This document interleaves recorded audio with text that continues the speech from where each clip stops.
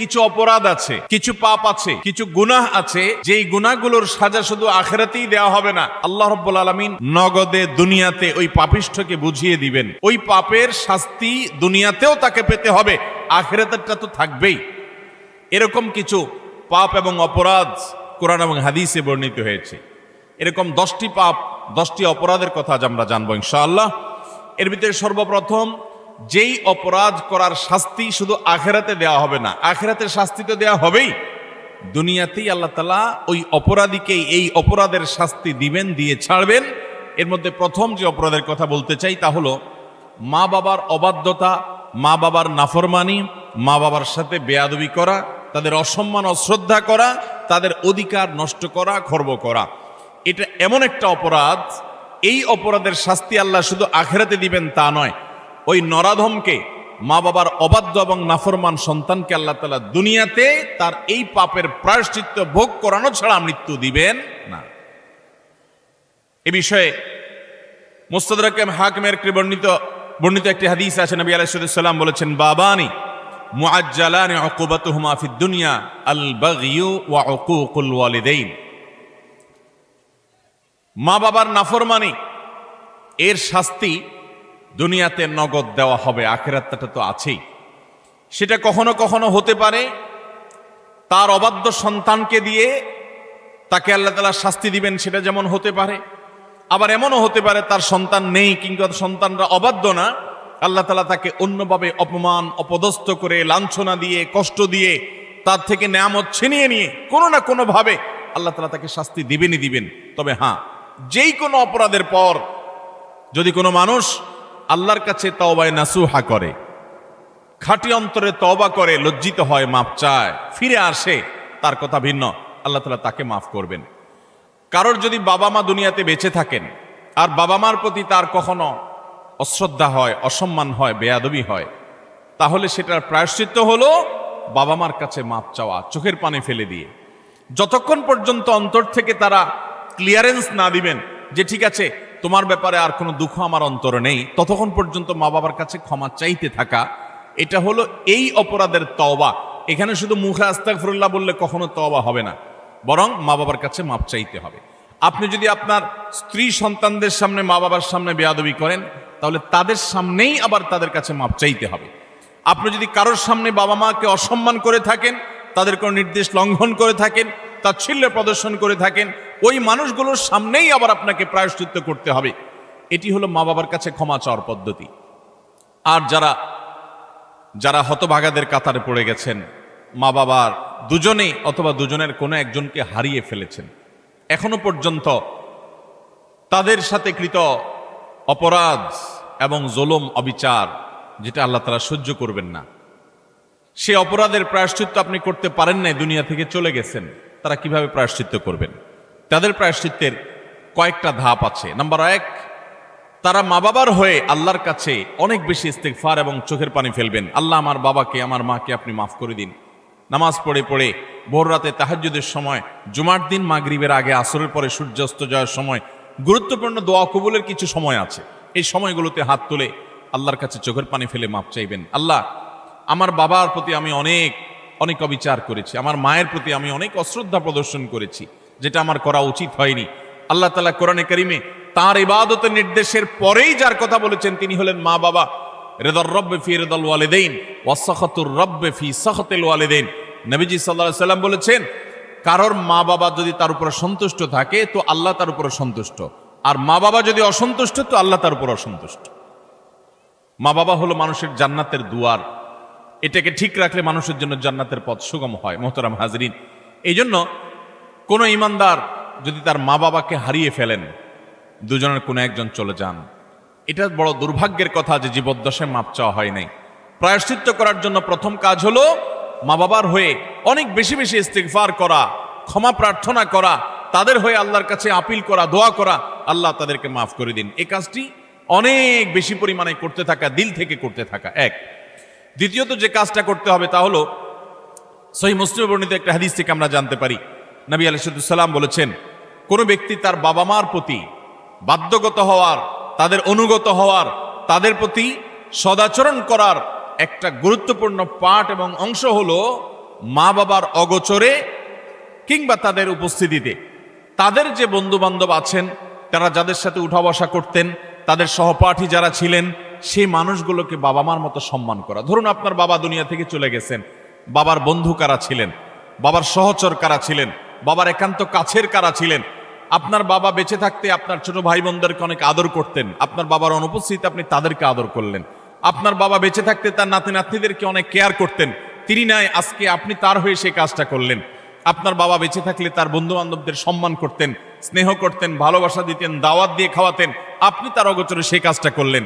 এভাবে আপনার বাবা মা দুনিয়া থেকে চলে যাওয়ার পরও তাদের পক্ষ থেকে এই কাজগুলো করার মাধ্যমে আপনি বিররুল ওয়ালিদাইন বা মা বাবার প্রতি সদাচরণের কাজটা আঞ্জাম দিতে পারবেন।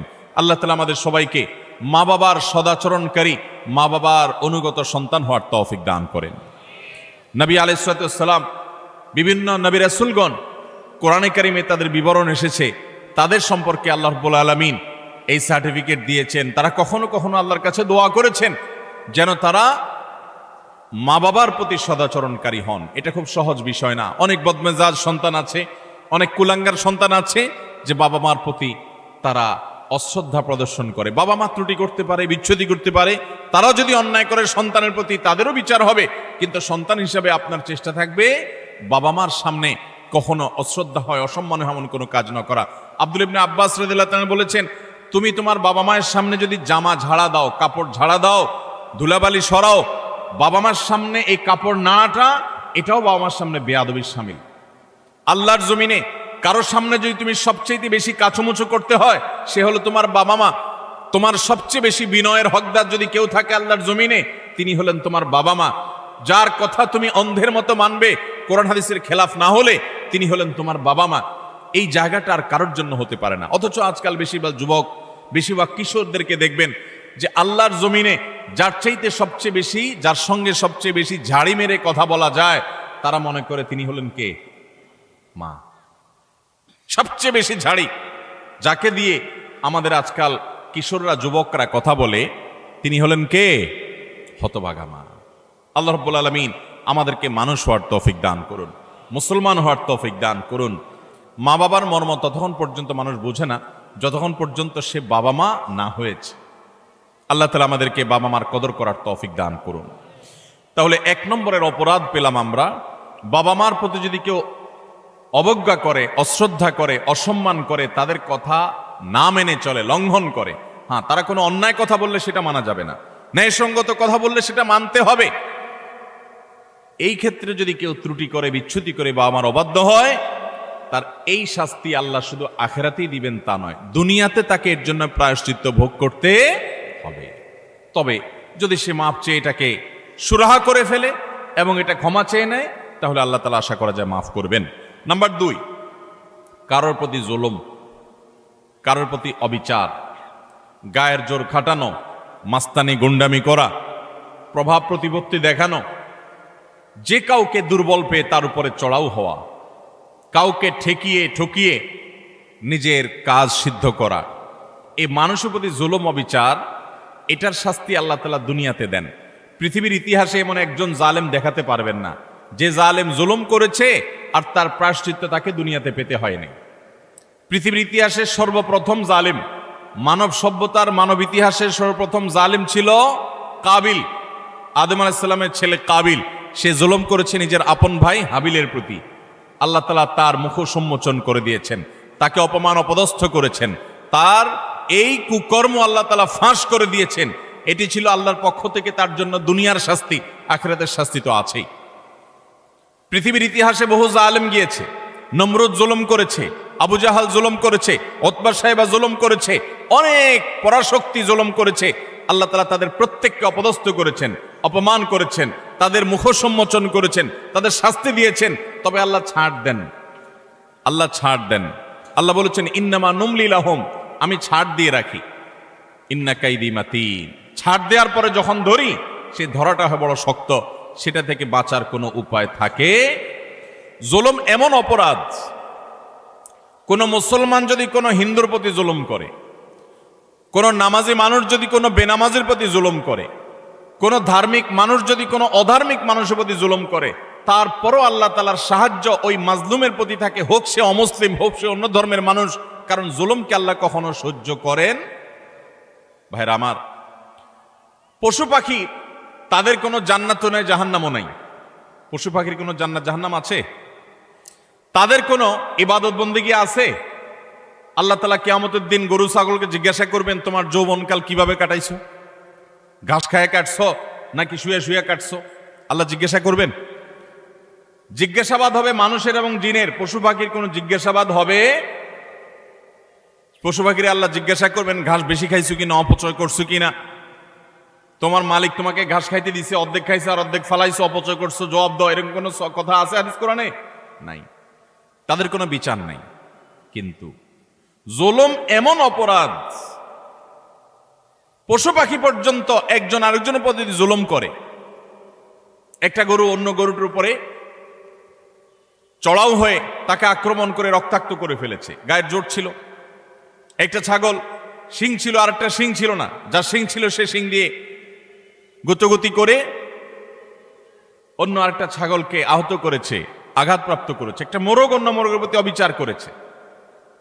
নবী করিম সাল্লাল্লাহু আলাইহি সাল্লামের সুস্পষ্ট হাদিস পাওয়া যায়, কিয়ামতের ময়দানে এই পশুগুলোকে আল্লাহ তাআলা মাটি হওয়া থেকে আবার পুনরায় সৃষ্টি করবেন এবং দুনিয়াতে যে যার প্রতি অবিচার করেছে সেই অবিচারের বিচার আল্লাহ করবেন। যে এখন তুমি যে দুর্বল ছিল সে সবল যে তার প্রতি জুলুম করেছে, তার প্রায়শ্চিত্ত স্বরূপ তাকে সে গুঁতো মারবে এবং এর শাস্তি পাবে।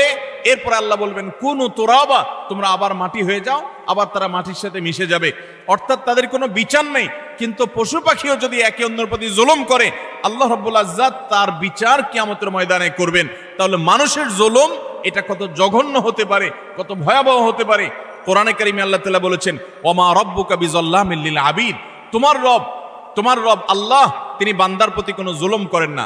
আল্লাহ হাদিসে কুদসিতে বলেছেন, ইন্নী হারামতু যুলমা আলা নাফসি, আমি আল্লাহ বলেছেন তিনি আল্লাহ, তিনি তার নিজের প্রতি নিজে জুলুমকে হারাম করে দিয়েছেন। আল্লাহর উপরে কোনো হালাল হারাম করার কেউ আছে?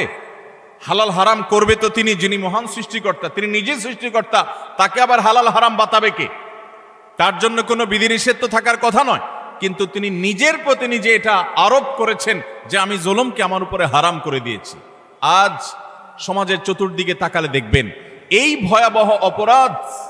আমরা অনেকে নামাজ কালাম পড়ছি, মুখে হয়তো দাড়িও আছে, আমি হয়তো নিজেকে মুসলমান দাবিও করছি, আমি হয়তো তাসবিহ তিলাওয়াতও করছি, অথচ আমি একজন রিকশাওয়ালাকে দুর্বল পেয়ে জুলুম করছি, আমি হয়তো অধীনস্থ কর্মচারীকে দুর্বল পেয়ে জুলুম করছি, আমি হয়তো আমার চাইতে আরেকজন একটু কম ক্ষমতা সম্পন্ন তাকে পেয়ে আমি চড়াও হচ্ছি, আমি হয়তো আমার মালিক অনুপস্থিত আছে এই দুর্বলতায় আমি তার সম্পদের প্রতি জুলুম করছি, তার কাজ ফাঁকি দিয়ে জুলুম করছি।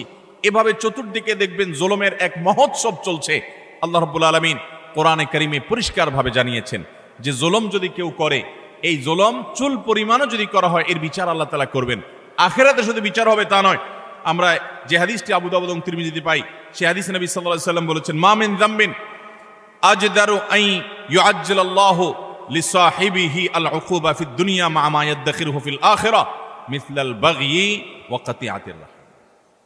জুলুম এবং অবিচার যদি কেউ করে, তো এর শাস্তি আখিরাতে যা আল্লাহ রেখেছেন তা তো হবেই, দুনিয়াতে নগদ শাস্তি ভোগ করা ছাড়া মানুষ পা নাড়াতে পারবে না। একজন জালিম দেখাতে পারবেন না যে জালিম জুলুম করতে করতে হাসতে হাসতে দুনিয়া থেকে চলে গেছে, তার ভেতরে ত্রাস সৃষ্টি হয়েছে, কোনো না কোনো ভাবে আল্লাহ তাআলা তার জীবনটাকে জীবন্ত জাহান্নাম করেছেন, অথবা অপমান অপদস্থ করেছেন, বা ভেতরে ভেতরে শাস্তি দিয়েছেন।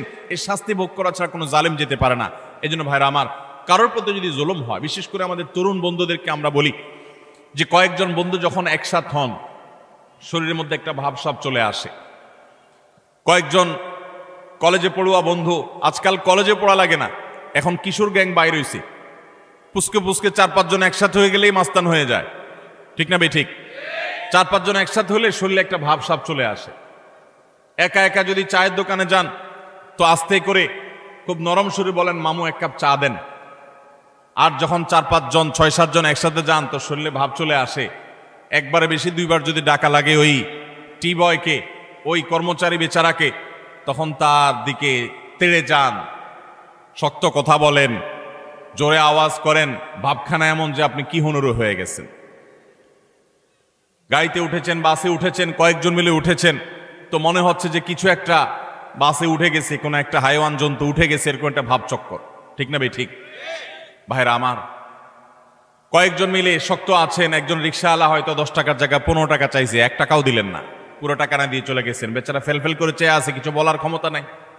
মনে রাখবেন, এর সবগুলো আল্লাহর খাতায় লেখা হচ্ছে। একটি পাপ এমন নাই, একটি জুলুম নাই যে জুলুম আল্লাহর খাতায় লেখা হচ্ছে না। নবী করিম সাল্লাল্লাহু আলাইহি ওয়াসাল্লাম সেজন্য বলেছেন, সেদিন আসার আগে নিজেদের এই সকল মামলাগুলোকে নিষ্পত্তি করে ফেলো, মানুষের অধিকারগুলো দিয়ে ফেলো, যাদের প্রতি জুলুম করেছ মাপ চেয়ে সেগুলোকে ক্ষমা চেয়ে সবগুলাকে চূড়ান্তভাবে নিষ্পত্তি করে ফেলো। যেদিন এগুলোর বিচার যখন আল্লাহ শুরু করবেন তখন কাউকে ছাড় দিবেন না। নবী সাল্লাল্লাহু আলাইহি ওয়াসাল্লাম বলেছেন, আতাদরুনা মানিল মুফলিস, তোমরা কি জানো সবচেয়ে বড় ভিখারিকে, অভাবীকে? সাহাবীরা বলেছেন, আল মুফলিসু ফিনা মাল্লা দিনারাহু ওয়ালা দিরহামা, হে আল্লাহর রাসূল, আমাদের মধ্যে যার টাকা পয়সা নাই সেই তো অভাবী, আমরা জানি। নবীজি সাল্লাল্লাহু আলাইহি ওয়াসাল্লাম বলেছেন, আরে সেই অভাবী আসল অভাবী না, আসল অভাবীর পরিচয় তাহলে শুনো। একটা লোক দুনিয়াতে অনেক কোরআন তেলাওয়াত করেছে, অনেক তাসবিহ জপেছে, অনেক হজ উমরা করেছে, অনেক বেশি ইবাদত বন্দেগী করেছে, অনেক নফল নামাজ পড়েছে, নফল রোজা রেখেছে, অনেক দান সাদাকা করেছে, অনেক ভালো কথা মানুষকে শুনিয়েছে, অনেক মাহফিলে সে গিয়েছে, অনেক ভালো কাজে সহযোগিতা করেছে, হাজী সাহেব গাজী সাহেব হয়েছে, সবই ঠিক আছে। কিন্তু এত বিশাল পরিমাণ আমলের পাহাড় নিয়ে আল্লাহর কাছে তিনি হাজির হয়েছেন, তার আশা এত আমল করে আসছি, জান্নাত আমার ঠেকাবে কে? কিন্তু দেখা গেল দুনিয়াতে তার জীবদ্দশায়, কৈশোর বয়সে, যৌবনে, প্রাপ্তবয়স্কে, বৃদ্ধ বয়স্কে, বিভিন্ন পর্যায়ে এসে সে কখনো কাউর প্রতি অত্যাচার করেছে, অবিচার করেছে, কাউকে ঘাট ধাক্কা দিয়েছে, কাউকে একটা ঘুষি দিয়েছে, কাউকে একটা গালি দিয়েছে, কাউর প্রতি অবিচার করেছে, কারোর প্রতি জুলুম করেছে, কখনো কাজের বুয়ার প্রতি করেছে, কখনো ড্রাইভারের প্রতি করেছে, কখনো অধীনস্থের প্রতি করেছে, কখনো আপন ভাইয়ের প্রতি করেছে, কখনো আপন বোনের প্রতি করেছে, কখনো নিজের স্ত্রীর প্রতি করেছে, কখনো হয়তো সন্তানের প্রতি করেছে, নানামুখী মানুষের প্রতি জুলুম করেছে। এই জুলুমগুলোর যাদের প্রতি করা হয়েছে, কিয়ামতের ময়দানে এই লোক যখন আমলের পাহাড় নিয়ে জান্নাতে যাওয়ার জন্য মুছে তাও দিবে, সমস্ত পাওনাদার হাজির হয়ে আল্লাহর কাছে বলবে, আল্লাহ, এই ব্যক্তি যে আজ জান্নাতে যাওয়ার জন্য প্রস্তুতি গ্রহণ করছে, এই লোক সে আমাদের অধিকার নষ্ট করেছে, আমাকে একটি আঘাত করেছে, আমি দুর্বল ছিলাম, হয়তো রিকশাওয়ালা, কিছু বলতে পারি নাই, আপনি তো আহকামুল হাকিমিন, আজ বিচার দিবসেতে বিচার হবে, দুনিয়াতে আমি বিচার পাই নাই, আজকে আমি বিচার চাই। আল্লাহ তাআলা তখন ওই ব্যক্তিকে আল্লাহ রাব্বুল আলামিন তখন বলবেন, এখন বিচার হলো, তুমি যে আমলের পাহাড় নিয়ে এসেছো সেখান থেকে কিছু আমল সওয়াব তাকে দিয়ে দাও, কিছু সওয়াব তাকে দিয়ে দাও, তোমার কাজের প্রায়শ্চিত্ত হবে। তাকে আল্লাহ তাআলা বিদায় করবেন, নিষ্পত্তি করবেন। আরেকজন হাজির, এভাবে একে একে যত পাওনাদার তার কাছে হবে, সমস্ত পাওনাদারদের পাওনা দিতে দিতে তার আমল যা নিয়ে এসেছে এ আমলের সকল সওয়াব ফুরিয়ে যাবে, শেষ। কিন্তু পাওনাদার তখনও আছে। এবার পাওনাদারদের পাওনা নিষ্পত্তি করবার জন্য আল্লাহ তাআলা পাওনাদারদের পাপের বোঝা তার মাথায় একটু একটু করে, তার অপরাধের অনুপাত হারে আল্লাহ তাআলা দিতে দিতে পাপের বোঝা মাথায় নিয়ে, আমল তো সওয়াব তো এর আগেই শেষ পাওনাদারকে দিয়ে, এবার পাওনাদারদের পাপের বোঝা মাথায় নিয়ে সে জাহান্নামে নিক্ষিপ্ত হবে। নবী সাল্লাল্লাহু আলাইহি ওয়াসাল্লাম বলেছেন, ওই লোকের মতো ভিখারি, তার মতো অসহায়, তার মতো অভাবী, তার মতো কপাল পোড়া আল্লাহর জমিনে আর কেউ হবে না। সেই অভাব যেন আমাদের না হয়। এজন্য ভাইরা আমার, দুনিয়ার জীবনে আমার কারোর প্রতি যেন কোনো জুলুম না হয়, কোনো অবিচার না হয়, গায়ের জোর যেন আমি না দেখাই। আল্লাহ যেন আমাকে মনুষ্যত্ব, এটা যেন আমার মধ্যে অর্জন করতে পারে। বিশেষ করে তরুণ এবং কিশোর বন্ধুরা, বয়সের কিছু পাগলামো আছে, বয়সের কারণে শরীরে কিছু গরম ভাব আসে, খবরদার, কারোর প্রতি যদি কখনো রাগ করেও ফেলেন, অবিচার করেও ফেলেন, শয়তানের প্ররোচনায় পড়ে সাথে সাথে তার কাছে মাপ চেয়ে নেবেন, নিষ্পত্তি করে ফেলবেন, এটা রেখে দিবেন না। কারণ আল্লাহর খাতায় প্রত্যেকটা অপরাধ লিপিবদ্ধ হবে। এটা তো আখিরাত